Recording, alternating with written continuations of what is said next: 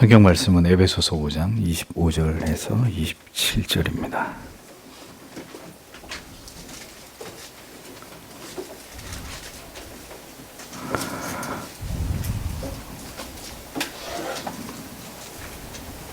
에베소서 5장 25절, 26절, 27절 같이 읽겠습니다. 남편들아 아내 사랑하기를 그리스도께서 교회를 사랑하시고 위하여 자신을 주심같이 하라. 이는 곧 물로 씻어 말씀으로 깨끗하게 하사 거룩하게 하시고 자기 앞에 영광스러운 교회로 세우사 티나 주름 잡힌 것이나 이런 것들이 없이 거룩하고 흠이 없게 하려 하심이니라. 아멘. 네, 1장 모든 경건한 자들의 어머니로서의 연합을 유지해야 될 참된 교회. 교회의 불완전한 거룩은 분리의 구실이 될 수 없고 오히려 그 안에서 죄사함을 시험할 기회가 됨. 오늘은 17항에서 22항까지를 해설하겠습니다. 17항 교회의 거룩함.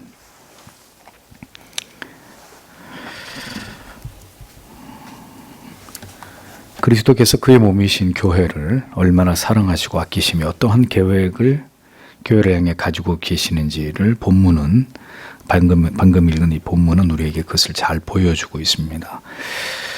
그러므로 언제나 주님의 교회의 거룩을 위해서 주께서 부단히 일하신다라는 것을 우리는 기억해야 합니다. 주름을 펴고 흠을 지우시는 일, 주님의 교회 안에서 이 일들을 끊임없이 주님은 교회 안에서 행하신다는 것이죠. 그 누구보다도 주님은 이 일에 최선을 다하시는 분이십니다. 그 누가 교회를 사랑하게, 교회를 바로 세우고 교회를 개혁하는 일이 자신의 사명이라고 이렇게 큰 소리를 칠 수는 있어도 그의 열심은 결국 그리스도에게 절대로 미치지 못한다는 것을 우리는 겸손히 인정해야 합니다. 오직 그리스도만이 그의 몸이신 교회를 지극히 사랑하심으로 교회의 그 거룩성을 보존하시기 위한 일들을 교회 안에서 끊임없이 그가 이루어 가신다는 거죠. 그리고 그 일은 언제나 정밀하고 정확한 하나님의 말씀을 통해서 역사하시는 것입니다. 교회가 거룩하다는 것은 그 교회가 진리 안에서 건강하다는 의미는 지금 그렇다는 것이 아닙니다. 지금. 지상교회는 거룩하다라고 건강하다고 말할 수 있어도 그게 지금 그렇다는 게 지금 이 교회를 딱 쪼개보았을 때 어떤 교회가 완벽하고 흠이 없고 이건 불가능한 이야기죠. 그러니까 교회가 거룩하다는 것은 지금 이 땅에서 그렇다는 의미가 아니라 비록 불완전하고 여러 흠결이 있을지라도 중요한 것은 그 교회가 부단히 거룩을 향해서 성경이 말씀하고 있는 올바른 교회됨의 가치를 향해서 전진해 나아가는 것이고 그러한 진지하고 투명한 노력이 부단히 교회 안에서 이루어지고 있다면 비록 그 교회가 여전히 죄인들이 모인 곳이기 때문에 불완전할지라도 그 교회는 그로 인해서 주 앞에서 거룩한 교회다라고 인정함을 받는 것이라는 겁니다. 그러니까 뭘 추구하느냐, 불완전할지라도 여기는 목사와 여러분께서 지상교회가 불완전할지라도 우리의 마음속에 서교 장로교회를 생각할 때 우리가 어떤 뜻을 품고 있느냐 이게 굉장히 중요한 문제라는 거죠. 예를 들면 목사가 수단과 방법을 가리지 않고 교회를 수적으로 증가시켜서 예배당을 짓고 더 크게, 더 넓게, 더 많이 만약에 그것이 저의 어떤 목회의 중요한 기준이 되어 있다면 건강하지 않은 목사인 거예요. 그러한 목적을 가지고 이 교회를 운영하면 이 교회 자체가 하나님 보실 때 거룩한 교회가 아닌 거죠. 그런데 목회자와 여러분이 하나가 되어서 하나님이 기뻐하시는 더 바른 교회, 더 바른 진리를 추구하고 교회됨의 3대 표지를 굳건히 지켜나가면서 교회를 세우신 그리스도의 본래의 뜻을 추구하는 일에 어떤 어려움이 있어도 교회가 그 본질을 지향해 나간다면 비록 불완전할지라도 그리스도의 거룩한 교회라고 말하기에 부족함이 없다는 것입니다. 그래서 아까도 말씀드렸다시피 종교개혁자들은 한 번 개혁된 교회는 계속해서 개혁되어 나가야 한다. 그렇게 믿었고 그것을 실천해 나가기 위해서 부단히 노력했던 것을 보게 됩니다. 지상교회는 그러므로 부족하고 아직 거룩에 있어 미완의 존재이지만 그럼에도 불구하고 거룩을 추구하면서 계속해서 앞으로 나아가야 합니다. 우리가 거룩해지려고 해서 거룩해지는 게 아니라 우리가 진리의 본질을 붙들고 나아가면 그리스도께서 그 교회를 거룩하게 하시는 거예요. 우리가 붙들고 있는 게 진리라면 그 진리가 우리를 자유케 하고 그 진리가 우리가 나아가야 될 길과 방향을 정확히 보여주면서 그 길을 가게 하시는 거라는 거죠. 성도는 결코 이 땅을 지나가는 동안 흠이 없거나 온전하여질 수 없습니다. 다만 거룩과 순결의 가치를 부단히 사랑하면서 그렇게 되어가기 위해서 최선을 다해 그 가치를 지향하고 추구해 나아갈 뿐입니다. 그러할 때 아직 지상의 교회가 온전한 모습을 갖추지 못하였다 할지라도 하나님께서는 그 거룩과 순결을 추구하는 그 상태를 정결하게 여겨주시고 그것을 주께서 유지시켜 주시는 것이다 라는 거죠. 지상교회는 불완전하며 심지어 성화의 증거가 성도들 안에서 뚜렷하게 일어나지 않은 때조차도 이 땅 가운데서 교회가 소멸된 때는 일어나지 않도록 하나님이 그렇게 섭리하셨습니다. 그러므로 하나님의 모든 계획이 완성될 때까지 또한 이 땅의 주님의 교회는 절대로 사라지지 않는다라는 것을 아셔야 합니다. 그 규모와 수는 많이 축소되겠지만 결단코 주님이 기뻐하시는 그런 교회가 이 땅에서 완전히 소멸되는 날은 오지 않는다. 주님이 그런 교회들을 반드시 붙들고 보존시키시는 일들을 행하신다라는 거죠. 하나님께서는 비록 타락하고 부패한 이 세상이지만 언제나 그 무리들 속에서 특정한 사람들을 거룩하게 하셔서 영광을 얻도록 하시기 위해서 언제나 하나님의 긍휼하심을 경험할 수 있는 교회를 세상 가운데 우뚝 세워놓으셨습니다. 시편 132편 13절 14절에는 여호와께서 시온을 택하시고 자기 거처를 삼고자 하여 이르시기를 이는 내가 영원히 쉴 곳이라 내가 여기 거주할 것은 이를 원하였음이로다 라고 기록하고 있습니다. 이것이 바로 교회의 가치입니다. 여호와께서 택하시고 자기 거처로 삼는 곳. 사람들은 몇천 명이 모여 있는데 거기에 그리스도가 거하지 않으시면 그게 교회입니까? 교회가 아닙니까? 그런데 사람은 불과 얼마 모여 있지 않아도 그곳이 그리스도의 거룩한 처소가 되고 내가 오늘 이곳에서 예배를 받는다. 두세 사람이 모여서 나의 이름을 부르는 그곳에 내가 너희와 함께한다. 그렇게 인정해 주시면 그곳이 거룩한 교회가 되는 것이죠. 그러므로 하나님께서는 역사가 지속되는 한 언제나 구별된 자들을 통해서 이 땅의 거룩한 교회들이 존속되게 하시고 그러한 교회를 통해서 영광을 받으신다라는 것을 우리는 기억해야 합니다. 모두가 마음을 다해서 그러므로 그리스도의 교회가 더 성장해지는 일이 아니라 더 거룩하게 존재하는 일을 위해서 최선을 다해야 된다라는 것을 잊지 말아야 됩니다. 우리의 삶과 교회도 우리의 가정도 기업도 마찬가지입니다. 얼마나 잘 되느냐가 문제가 아니라 얼마나 올바르냐가 문제가 되어야 된다는 거죠. 얼마나 바른 것을 지향하면서 우리는 부족할지라도 그것을 목표 삼아 끊임없이 그것을 향해서 나아가느냐, 이것이 중요한 문제라는 것입니다. 그것이 간절한 주님의 뜻이기 때문이죠. 그 일이 비록 이 땅에서 완전히 이루어지지 않을지라도 성도는 교회를 그와 같은 뜻을 받들어 섬기고 세워 나가야 된다는 것을 기억해야 합니다. 하나님의 뜻에 부합한 거룩한 교회를 세워 나가는 일은 모든 시대에 존재했던 그리스도인들의 사명이었다라는 것을 잊어버리지 마십시오. 19번째, 그리스도와 사도들의 모범. 그리스도와 사도들의 시대 역시 교회가 어땠을까요? 불완전했단 말입니다. 하나님에 대해서 무지했던 바리새인들의 불경함, 방탕함이 교회 안에 적지 않은 문제가 되고 있었죠. 그럼에도 불구하고 그리스도와 사도들은 교회에서 분리되지 않았습니다. 그 이유는 비록 악인들과 함께 할지라도 정결한 양심으로 신앙의 공적인 실천을 위해서 교회에 나아갈 때 그것이 자기들에게 전혀 해가 없다는 것을 알았기 때문이다. 칼빈은 이렇게 설명을 합니다. 다시 말하지만 성도들이 여러분들께서 교회를 다니시면서 어떤 교회의 본질적인 진리의 문제가 아니라 약간 그것에서부터 벗어난 인간이 가지고 있는 부족함, 어떤 지엽적인 불완전한 면들을 분명히 여러분들이 보시게 될 겁니다. 여러분들이 목사에게서도 그런 것을 볼 수 있고 함께 교회를 다니는 성도님들의 모습 속에서도 그런 면들을 충분히 보실 수 있어요.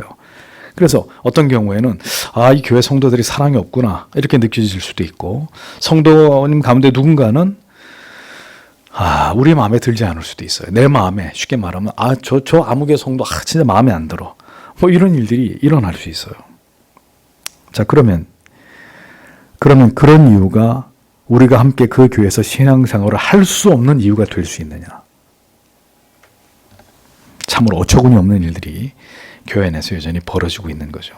내 마음에 들지 않으면 성도가, 목사가 교회의 어떤 모습이, 어떤 시스템이 내가 생각하기에 이렇게 받아들여지기 어려우면 어렵지 않게 그럼 교회를 이탈하는 것이 옳은 것이냐.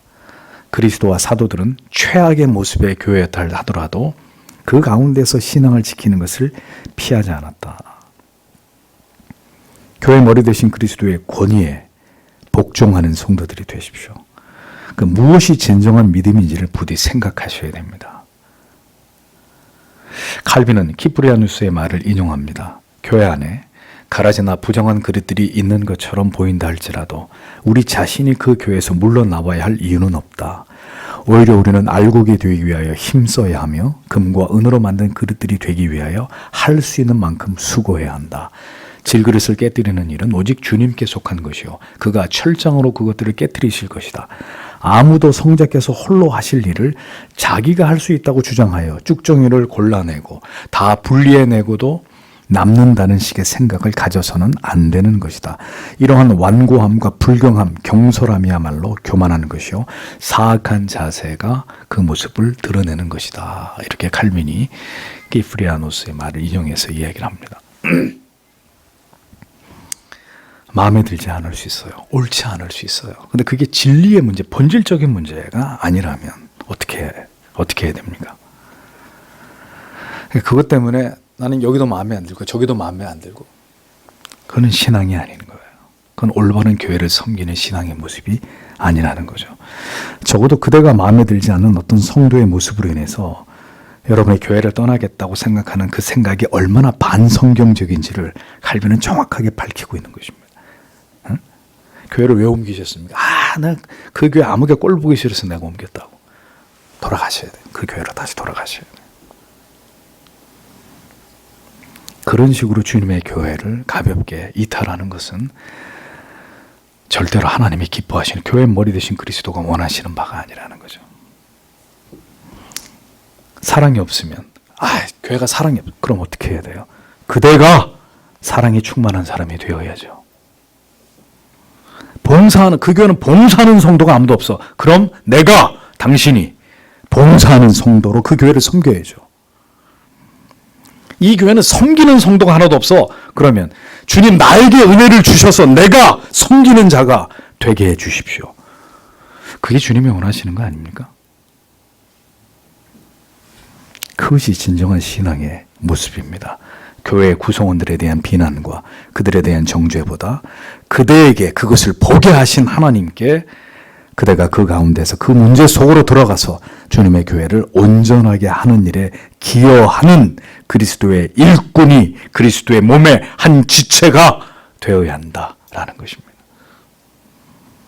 그것이 바로 주의 뜻임을 알아야 되는 것이죠.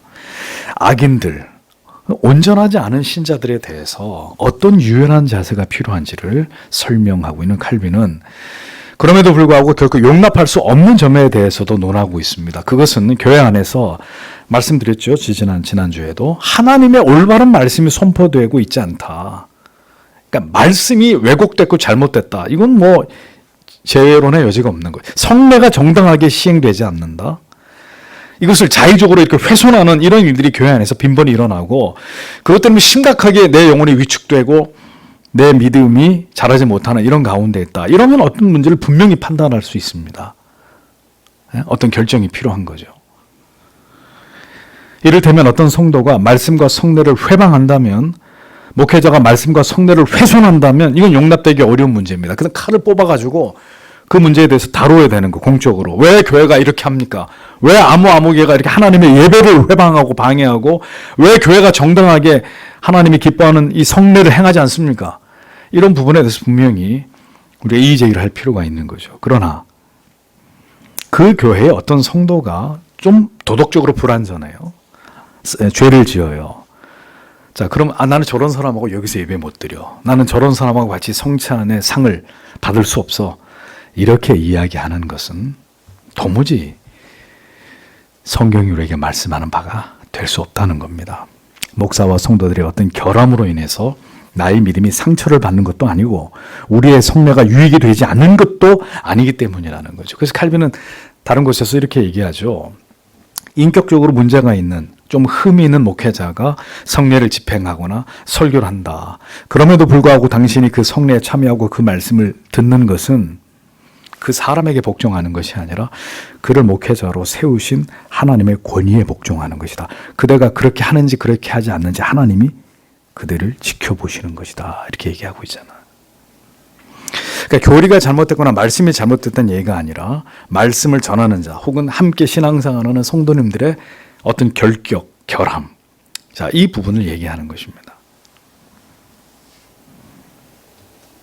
그래서 자기를 돌아보는 것이죠. 참으로 우리 자신이 얼마나 오만한지에 대해서 우리 자신을 돌아봐야 합니다. 함부로 교회와 목회자와 성도를 판단하고 어떤 허물을 용납하거나 수용하지 못해서 그런 일 때문에 교회를 떠나는 이러한 모습들이 언제나 교회 안에서 사라질지 참으로 안타깝게 그지없는 그런 일들이죠.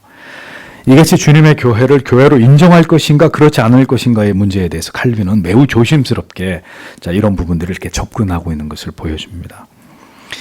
믿음이 견고한 사람은 어떤 상황도 견딜 수 있습니다. 그러나 참된 교회의 표지를 잃은 교회에서 얼마나 영적인 건강을 지킬 수 있을지는 이게 쉽지 않은 문제임이 분명한 거죠. 믿음이 견고하지 못한 자들에게는 이러한 비상식적인 비정상적인 교회를 통해서 영혼의 유익을 얻기보다는 막대한 영적인 손실을 입게 되고 믿음이 올바로 자라지 못하게 되는 이런 문제가 분명히 나타난단 말이죠. 그렇기 때문에 나의 양심을 거슬려서 올바른 예배를 드릴 수 없고 바른 진리를 듣지 못하게 되고 합당한 성례를 받을 수 없다면 이 부분에 있어서는 분명히 결단이 필요합니다. 그러나 그러한 본질적인 문제가 아니라 성도와 목회자와 교회가 자신의 기준에서 마음에 들지 않는 부분이 있다고 해서 그 교회를 판단하고 그 교회를 떠난다? 이것은 분명히 금하고 있는 신앙의 금기다라는 것을 우리가 기억해야 합니다. 그럼 어떻게 해야 돼요? 주님, 제 마음을, 나의 심령을 변화시켜 주십시오. 이런 기도가 필요한 거죠. 그러니까 교회가 그렇지도 않은데 그런 교회를 이탈하는 결정을 내리는 것은 그 교회와 그 교회 성도와 목회자를 그리고 그 교회를 세우신 그리스도를 모욕하는 행위가 되는 거죠. 바른 진리를 추구하고 바른 교리를 가르치고 올바로 성례를 시행함에도 그 교회와 목회자와 성도가 가진 어떤 불완전함 때문에 그 주님의 교회를 이탈한다. 주님의 교회를 모욕하는 거죠. 전 교회가 아니다. 그렇게 얘기하는 거잖아요. 전 목사가 아니다. 성도가 아니다. 이렇게 내가 간주하는 거잖아요. 그러니까 그렇게 주님의 교회를 이탈하는 일은 절대로 용인될 수 없는 종류의 문제다라는 것을 여러분들이 바르게 이해하셔야 된다는 것입니다. 20번째, 죄사함과 교회. 오만한 신자들. 그들은 어떤 흠과 티가 있어도 교회로 인정하려고 들지 않습니다. 그런데 모순된 것은 그러한 흠과 티를 인정하지 않는 사람들일수록에 진리를 올바로 전하면서 죄를 탄식하면서 십자가에서 평생 안식을 얻으라고 가르치는 목회자와 교사들에 대해서 대적하면서 화를 낸다고 칼빈은 일갈하고 있는 거예요. 항상 교회는 흠과 티가 없어야 됩니다 라고 외치는 사람일수록에 칼빈이 기가 막힌 얘기를 하는 거예요. 그런 사람일수록에 바른 진리를 전하면서 죄를 회개하라 그러고 십자가 아래에서 참된 안식을 얻으라고 분명하게 바른 진리를 가르치는 목회자와 교사들을 오히려 대적하고 그들에게 화를 낸다는 거죠. 가장 바른 것을 얘기하는데도 그것을 나에게 지적하는 것에 대해서 못 견뎌하는 것입니다. 저의 경험상 개혁주의 교회, 소위 바른 믿음을 찾아서 지금까지 교회를 찾았던 교인들 중에 상당수는 어처구니 없게도 바른 말씀을 찾아서 오셨는데도 결국 뭐 때문에 교회를 떠나느냐? 죄 설교 때문에 교회를 나가요. 견디지 못하고.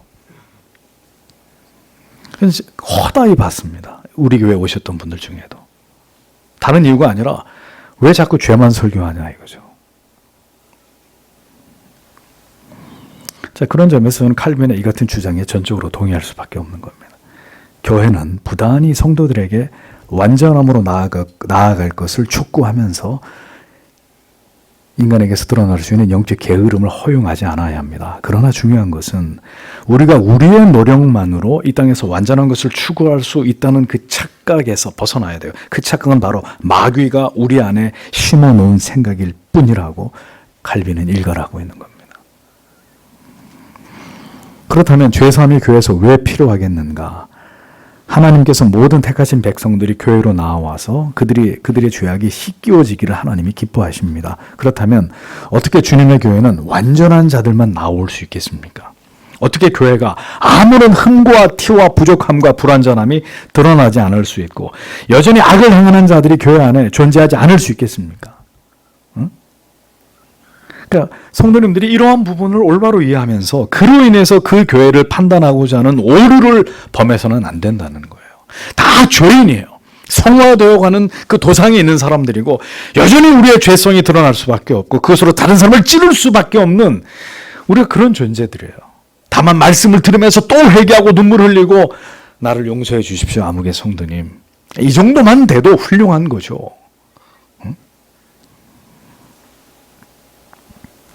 교회는 죄사함의 장소입니다. 모든 죄인들이 주께로 나와서 죄사함을 입는 것입니다. 죄사함은 교회와 하나님의 나라에 들어가는 첫 걸음입니다.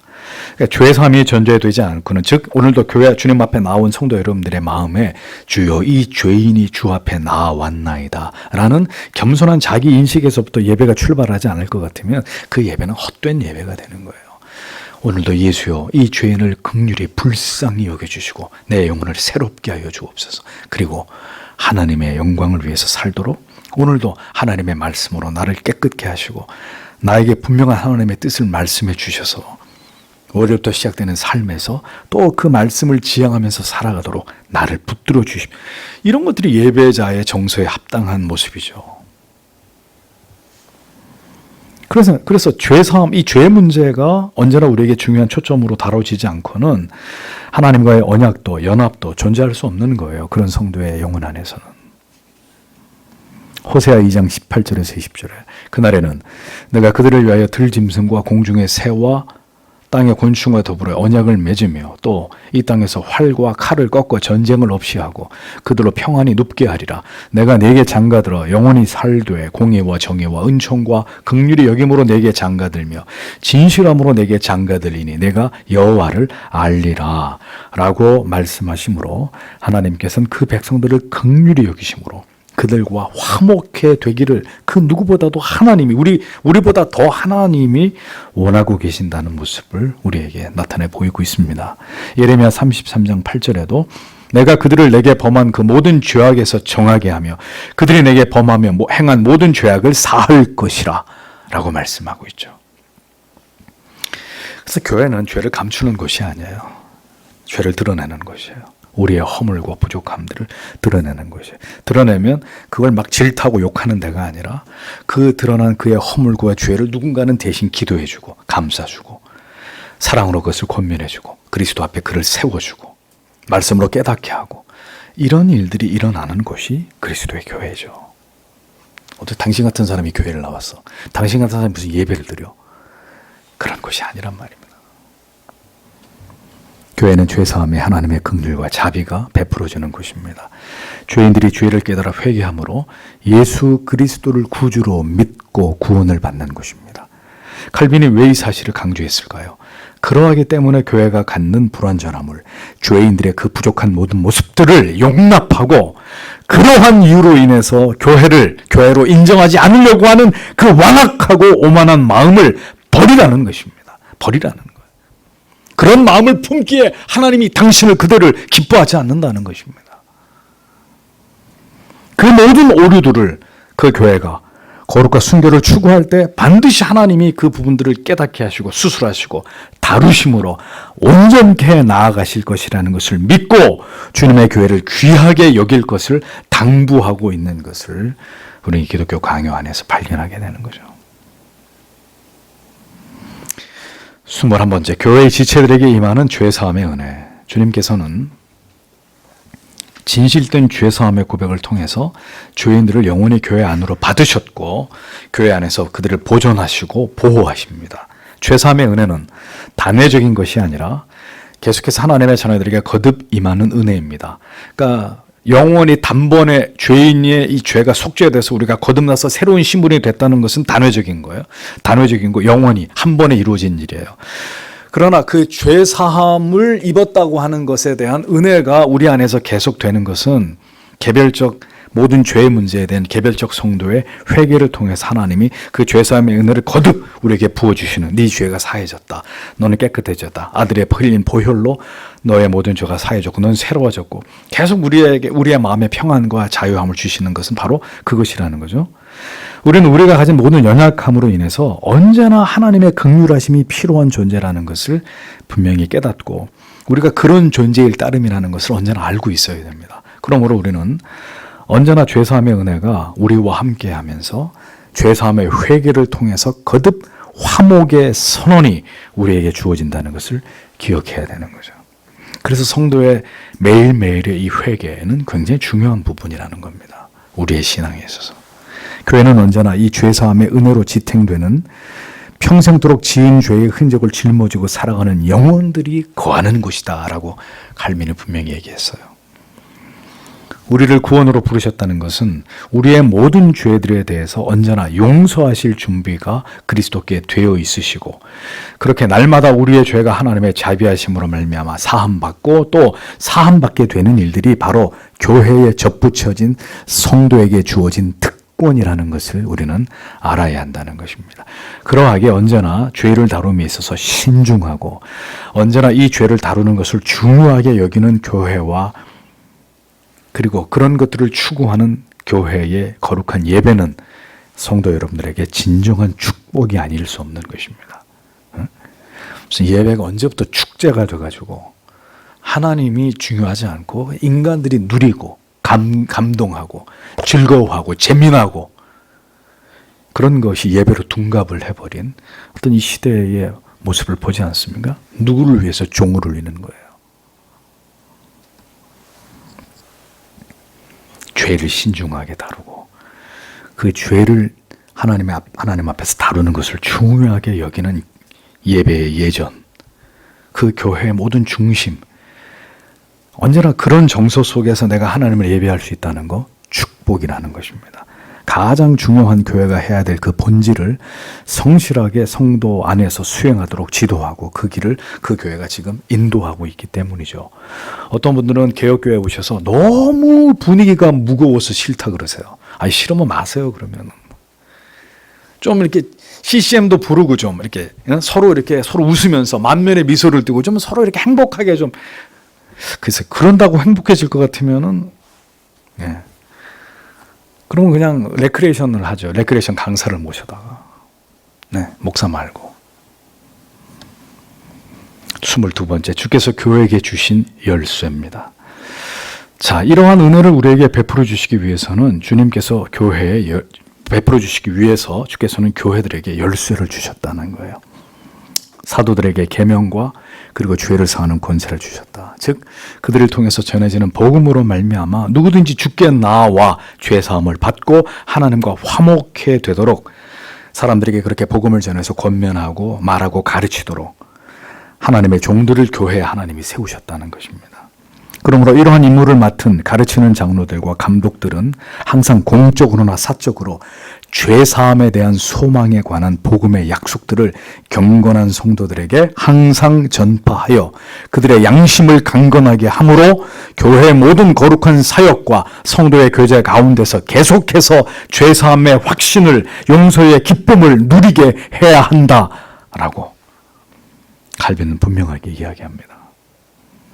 그래서 세 가지를 주목하라고 강조하죠. 첫째는 하나님의 자녀들이 아무리 거룩하다 하더라도 그들은 육에 거하는 동안 죄사함 없이는 결국 하나님 앞에 설 수 없는 상태에 있다라는 것을 교회가 끊임없이 성도들에게 이야기하라는 거죠. 둘째, 이러한 은혜가 언제나 교회에 속해 있기 때문에 우리가 교회와 올바른 관계 속에 있지 않다면 이런 은혜를 누리지 못한다라는 거죠.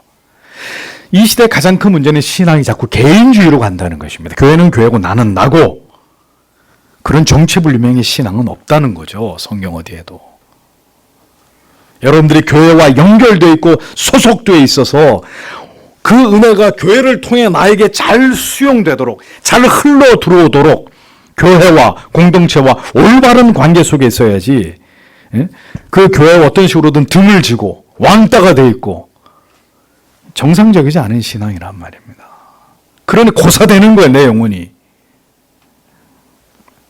셋째로, 그 은혜는 교회의 사역자들, 목사들의 복음의 선포와 성례의 시행을 통해서 우리에게 베풀어지는 것으로 주께서 신자들의 회에 주신 열쇠의 권세가 바로 이를 통해서 드러난다라고 칼빈이 얘기를 했습니다.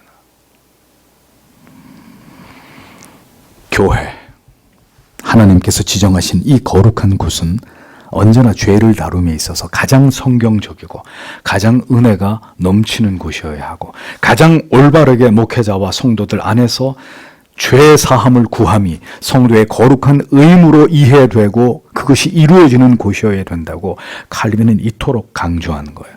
다시 말씀드립니다. 교회가 어떤 문제를 가장 잘 다루어야 된다고요? 죄의 문제. 그 얘기는 다시 말해서 구원의 문제, 영생의 문제. 교회가 이것을 가장 잘 다루는 곳이 되어야 된다. 예배당을 짓는 문제가 아니라 무슨 비전 센터 짓는 이런 문제가 아니라 그런 차원이야. 성도 여러분들의 개개인의 사업이 번창하고 복을 받으시는 이런 문제가 그게 본질이 아니라 교회를 세우신 그 본래의 목적을 복음 안에서 잘 구현하고 드러내는 그것이 교회 본질이라는 것입니다. 하나님의 사랑은 바로 이 철저한 죄사함의 인식, 그리고 이것이 가장 올바르게 은혜 안에서 다루어지는 곳에서 가장 찬란하고 아름답게 드러난다. 성도 여러분, 그것을 잊어서는 안 됩니다. 복음이 가장 올바로 선포되는 곳에서 구원의 감격은 가장 강력하게 나타나는 것입니다. 죄의 주제를 가장 깊이 정확하게 자주 다루는 교회가 가장 하나님께서 거룩하게 여기시는 교회입니다. 인간의 행복을 논하고 이 땅에서의 형통을 논하는 교회가 아니라 죄의 주제를 가장 정확하고 분명하게 그 주제를 가장 복음 안에서 성실하게 잘 다루는 교회, 하나님이 거룩하게 여기는 교회다. 교회는 언제나 바로 이 죄사함의 문제, 하나님의 용서를, 그의 자비와 긍휼을 바로 전하고 이 주제를 가장 귀하게 여기는 곳이어야 합니다. 이것이 바로 교회 되물 논하는 중요한 척도가 될 수 있다라는 것을 칼빈은 우리에게 분명하게 적시해 주고 있는 것입니다. 교회가 다시 교회로 돌아가야 합니다. 오늘날 교회가 다시 복음으로 십자가의 그 선열 붉은 그리스도의 대속하신 그 은혜로 죄인들을 이끌고 그 십자가 앞으로 그 갈보리 피언덕으로 올라갈 수 있어야 합니다. 그것만이 교회됨의 그 가치를 지켜내는 것이라는 거죠. 오늘날 그런 것들은 다 사라져버리고 가볍고 경박함으로 이를 데 없이 그냥 춤추고 노래하고 즐거워하고 복을 논하는 것으로만 하나님의 교회가 치우쳐 가고 있기 때문에 세상은 점점 이런 모습으로 더 하나님을 복음을 진리를 우습게 여기면서 극악한 죄악으로 치닫는 이런 양상을 보이고 있는 것입니다. 여러분 기도하실 때 다시 주님의 교회를 이 본질로 회개하도록 이 땅의 교회들을 하나님 붙들어 달라고 기도하셔야 합니다. 교회의 교회됨을 올바로 이해하시고 그렇게 우리의 교회를 섬겨 나아가시는 여러분 모두가 되시기를 주님의 이름으로 축복합니다. 기도하겠습니다.